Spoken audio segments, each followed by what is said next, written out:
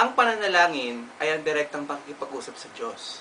At dahil sa matinding pananampalataya ng bawat Pilipino, diyan tayo nakilala sa buong mundo.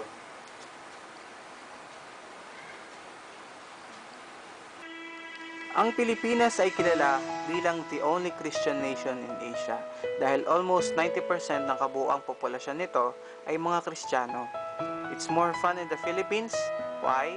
Dahil ang mga taong may tunay na takot sa Diyos ay di gagawa ng mga bagay na ipapahamak ng iba. Mag-e-enjoy ka na, safe ka pa.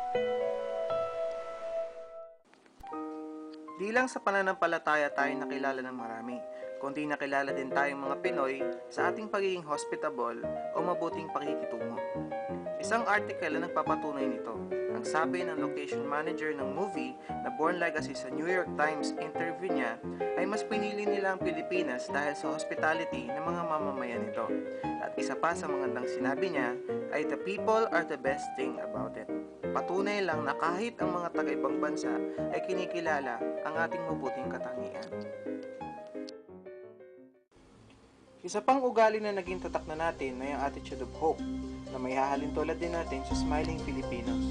Matapos ang mga sunod-sunod na kalamidad at krisis na naranasan ng mga Pilipino, ay nakuha pa rin itong umiti at magpakita ng kasigahan. Isang halimbawa na ang lahat ay pagsubok lamang at di magtatagal ay giginhawa din ng bukas. Ugaling dapat ma-adapt din ng maraming mga tao. Ang bayanihan o tulungang paglipat ng isang bahay sa ibang lugar. Isang pagpapakita lamang ito na ang mga Pinoy ay nagkakaisa rin. From the root word bayan, referring to a nation, country, town, or community. The whole term bayanihan refers to a spirit of communal unity or effort to achieve a particular objective. Sa ngayon ay di na gaano nakikita o napapansin ang ganitong kaugalian ng mga Pinoy. Dahil sa mga bagong style na ng paggawa ng mga bahay, kaya imposible na mailipat ito. Ngunit sa kabila ng pag-angat ng kabuhayan sa bansa, ay di na may aalis sa ating pagiging Pinoy ang kaugaliang tulad nito. Makikita mo pa rin ito sa sama-samang pagtutulungan tulad ng pagbibigay ng relief goods sa mga naapekto o nasalanta ng mga kalamidad. Pag-usapan naman natin ang mga tradisyong Pinoy at isa na rito, ang pagmamano pagdating ng bahay. Tara! Dito na po ako.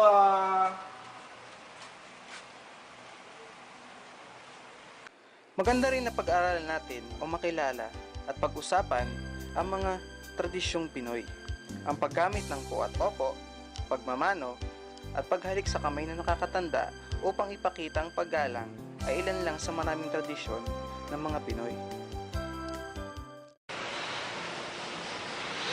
Hello sir! I cannot hear you. I cannot understand you. You're so choppy. Alam niyo ba na marami mang dialect ang mga Pilipino ay nagkakaisa naman ito sa pagsasalita ng English? Pinoy English. The Philippines is considered the second best English-speaking country in Asia, next to India. That is why there are a lot of successful Pinoys in North America and other English-speaking countries. We can even adapt other accents.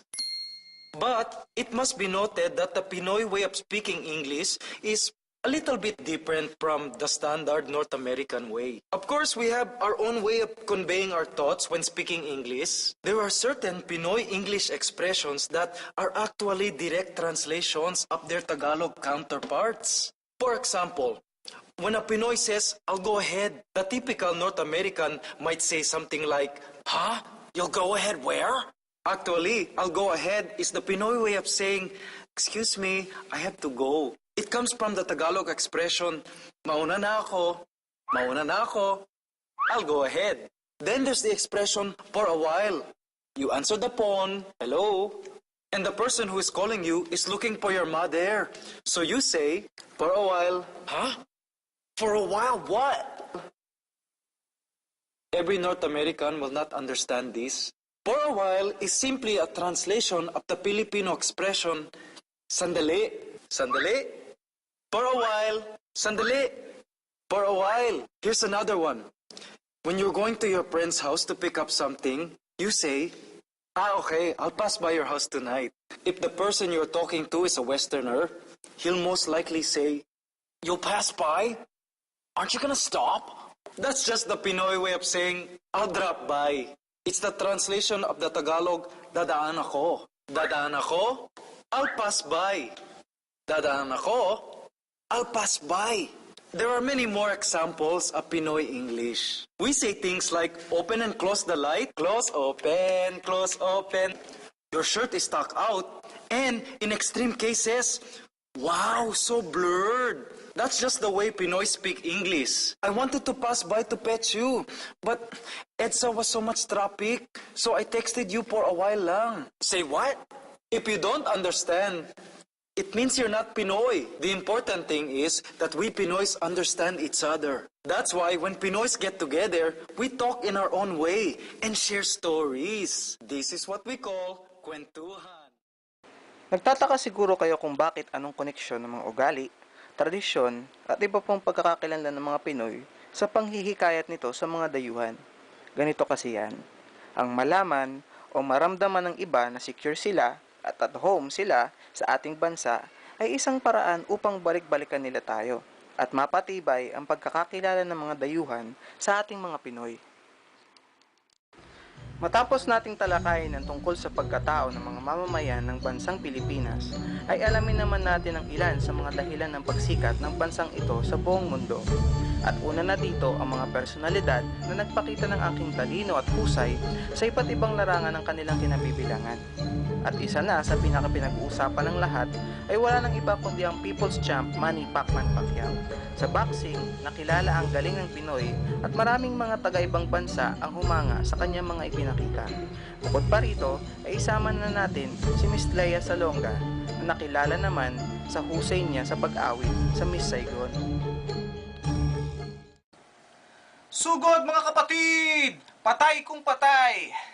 Yan ang sigaw ng mga Pilipinong ibinuwis ang kanilang buhay para sa ating bansa. Dumako naman tayo sa mga makasaysayang lugar dito sa Pilipinas na malaki rin ang naging bahagi sa pagkakakilanlan nito. Andyan ang Luneta Park, kung saan binaril ang pambansang bayani na si Jose Rizal.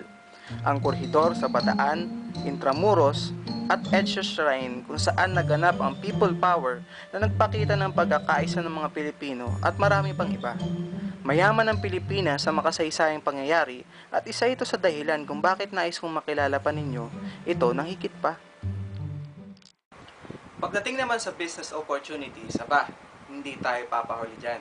Dahil alam nyo ba na ang Pilipinas ay kinikilala as the highest literacy rate here in Asia. At alam niyo ba kung bakit maraming investors ang nahihikayat na mag-invest dito sa bansa? Dahil kinikilala nila na ang mga Pinoy ay maaasahan with regards to clarity and understandability.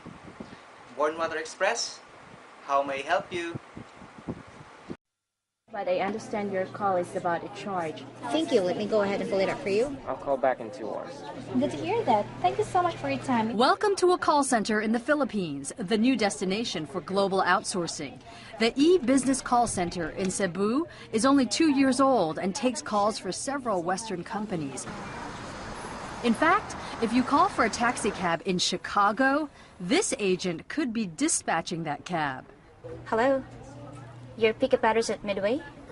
As an industry, outsourcing in the Philippines is only about a decade old, employing 700,000 people. Major corporations like JP Morgan Chase, Accenture, and IBM have call centers in Cebu. Business is booming, challenging India as the outsourcing capital. According to the managing director of Cebu Investment Promotion Center, labor in the Philippines is cheaper than in India. And he says Filipinos hold another advantage. They can mimic almost exactly the way an American speaks without the accent. So that's the first thing that makes us a more acceptable choice. Yes, it's too fat, but it's a happy cat. The call center gives English language classes to train employees to speak with an American accent. Another challenge is working an overnight shift in order to accommodate business hours in the U.S. Call center owner Almira Absin works from 11 p.m. to 8 a.m. every day and hasn't seen a sunset in 2 years. She even sets her watch to both Filipino time and California time. They're in logistics. They make sure that containers are loaded on time. The call center has 120 employees and is expanding into all sectors like accounting, paralegal, telemarketing, and medical insurance outsourcing. Do you have a moment to speak with me? April Geelan is a nurse, but she took a call center job as a medical billing agent because it pays more, even at a starting salary of $400 a month. These jobs are desirable in a country with 7.4% unemployment and deep pockets of poverty. Call center jobs can pay 3 times minimum wage or more and has helped many families like April's have better lives. April's husband works at a different call center. Together, they've been able to afford a new house and to send their daughter to a good school. So it's all really about money. But at the same time, it's like delivering customer service to patients. But it's just that you're delivering the service from half the globe away. And the customer may never know the call is being answered in a corner of the Philippines in the middle of the night. Pauline Chu, CNN, Hong Kong. Likas na sa mga tao ang maging shopaholic, lalo na kung mababa ang presyo ng mga bilihin ngayon. At ang Pilipinas ay isa sa mga dinalagsa ng mga foreigner sa kadahilan ng mas makakabili sila ng mga kagamitan o anumang pangangailangan at a low price. Sa palitan ng pera ngayon ay masasabi nating napag-iiwanan ng Pilipinas. Ngunit nagiging daan naman ito upang maraming mga taga-ibang bansa ang pumunta dito at ma-realize nila na hirap man sa pera ang mga Pinoy ay di naman may tatanggi na ang bansang ito ay one of the best pagdating sa turismo. Dinarayo din ng Pilipinas dahil sa mga makukulay at magarbong mga festivals nito. Una na dyan ang ati-atihan sa Kalibo Aklan. Ang Dinagyang Festival sa Iloilo, ang Sinulog sa Cebu, at marami pang iba. Almost every month, meron sa iba't ibang lugar. Masaya, di ba? At ito na ang pinakahihintay ng lahat. Ano ba talaga ang pinagmamalaki ng Pilipinas pagdating sa mga tanawin at mga tinatawag na tourist spots? Ang mga beach resorts sa tabi ng dagat ay isa sa pinakadinadayo ng mga taga-ibang bansa. Bukod na sa likas na yamang dagat ng Pilipinas, ay tunay na may enjoy talaga ang bakasyon ng sino mang pupunta dito. Nariyan ang Boracay, Puerto Galera, Subic Bay, at iba pang mga puntahan ng tao, lalo na pag summer vacation. Matapos nating malaman o kilalanin ang mga beach resorts dito sa Pilipinas, pag-usapan naman natin ang tungkol sa mga bundok at bulkan nito. Ang Pilipinas ay binubuo ng mahigit na 7,100 na pulo at karamihan sa mga islands na ito ay volcanic origin. At ang pinakasikat sa lahat ay ang perfect cone shape Mount Mayon. Tinuturing itong pinaka-active, pinaka-dinarayang bulkan dito sa Pilipinas. At pagdating naman sa mga bundok, ay di papahuli ang bansang ito. Ang pinakamataas na bundok dito sa Pilipinas ay makikita sa Davao, North Cotabato, ang Mount Apo, na may taas na 2,956 meters.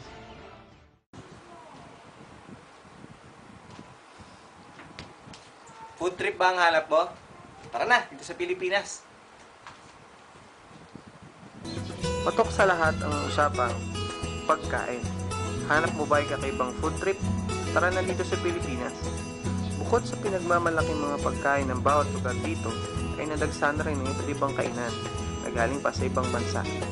Almost lahat na yata ng sulok sa bawat lugar ay may pamilya ng mga kainan. Pero kung originality rin lang ang pag-uusapan, ay narito ang pambato ng Pinoy. Ang balot, uok, at isaw. Ilan lamang yan sa masasabi nating pinagmamalaki ng ating bansa. At pagdating naman sa mga lutong bahay, ay nakilala na rin ang gawang Pinoy tulad ng adobo at iba pa. Tulad ng ibang mga bansa ay may mga natatayang hayop din ang bansang ito, tulad ng tamaraw. Ay, hindi yan. Ito ang tunay. Ayan, Ang tama raw ay matatagpuan sa probinsya ng Mindoro at halos walang pinagkaiba sa farmer's best friend ng Pilipinas, ang kalabaw. Nakakita na ba kayo ng tarsier? Hindi yan, ako yan eh. Ito ang tunay. Isama pa natin ang Philippine mouse deer o ang pilandok, Palawan bearcat o binturong, butanding or the whale shark, at ang pambansang hayop ng Pilipinas, ang Philippine eagle. At alam nyo ba na ang pinakamalaki at pinakamaliit na isda sa mundo ay matatagpuan sa Pilipinas? Ang whale shark na may 50 feet, more than in length, at pandaka naman ang pinakamaliit na may average na 9.66 mm. Galing, di ba? Alam niyo ba na ang robot na ito ay gawa lamang sa styrofoam? Tunay nga na world class ang mga gawang Pilipino at mga imbensyon nito. At isa sa talaga namang kagamit-gamit ng lahat at sa buong mundo ay ang tinatawag nila na fluorescent light. Oops, break muna tayo sa makakalikasang usapan at pagkwentuhan naman natin ang mga gawang Pinoy na nagpatunay sa husay at galing nito. Balikan natin ang mga imbensyon na naging bahagi na ng ating buhay. Ang fluorescent lamp na Gapito Flores, na as of today ay widely used pa rin siya. Ang biofuel ng UP students, at marami pang iba. Kaya pagdating din sa tagisan ng talino, aba, ang mga Pinoy ay may tuturing din na pang world class talaga. Sa 7 Wonders of the World ay napabilang ang isa sa pinagmamalaking kuweba ng bansang ito, ang Palawan Underground River, na kilala rin sa tawag na St. Paul Subterranean River. Pero bukod sa kuwebang ito ay alam nyo ba na meron pang ibang mga kuweba ang Pilipinas? At ito ang mga ilan sa kanila. At ang Sumaging Lapitan Lomyang Crystal Cave in Sagada, Mount Province. Odessa Tumbali Cave in Piña Blanca, Cagayan. At Jackpot Cave in Cagayan. At last but not the least, ang Calao Cave in Cagayan.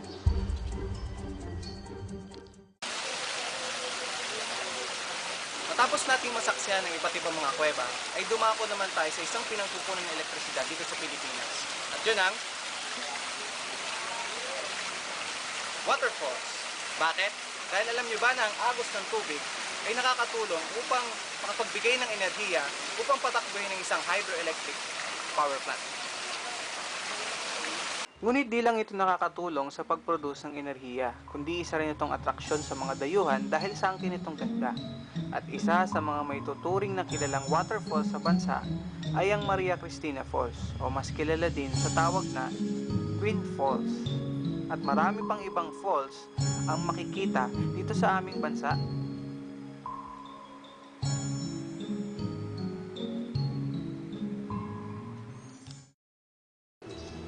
Freedom. Pag narinig natin ang salitang kalayaan, ano agad ang una nating naiisip? Salitang nagbibigay ng kahulugan sa isang pamumuhay na maluwag at may sariling pagpahayag ng sarili. At isa sa masasabi kong mararamdaman sa bansang ito ay ang kalayaan. Bilang isang bansang demokratiko, ay pagpapatunay lang ng mga mamamayan nito ay may karapatang pumili at pagpahayag ng sariling opinyon at damdamin.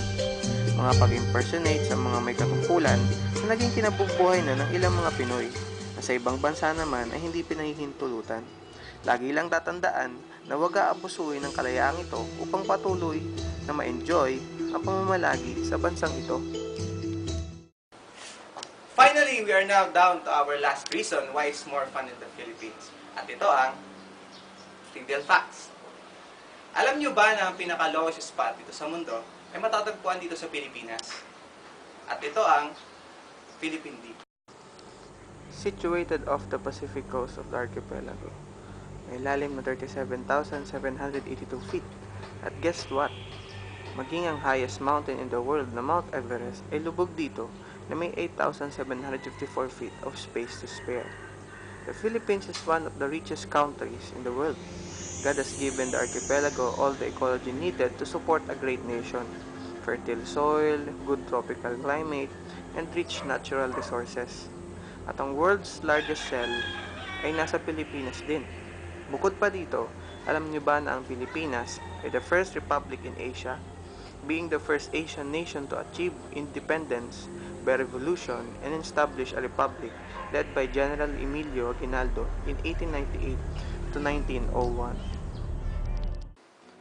Nakakalungkot mang isipin na nag-iba na ang tingin ng marami sa ating bansa dahil sa korupsyon at iba pang mga dahilan. Ngunit ang panalangin ko ay magsilbing pangmulat sa kamalayan ng mga turista na ang tunay na ganda ng Pilipinas ay kamangha-mangha. Mula sa pinagmulan nito, mga katangian ng mga mamamayan, tradisyon at kultura, at maging mga tourist spots ay maalala ang Pilipinas bilang isang bansang enjoyable at masarap balik-balikan. It's more fun here in the Philippines, lalo na kung lubos mo itong kilala.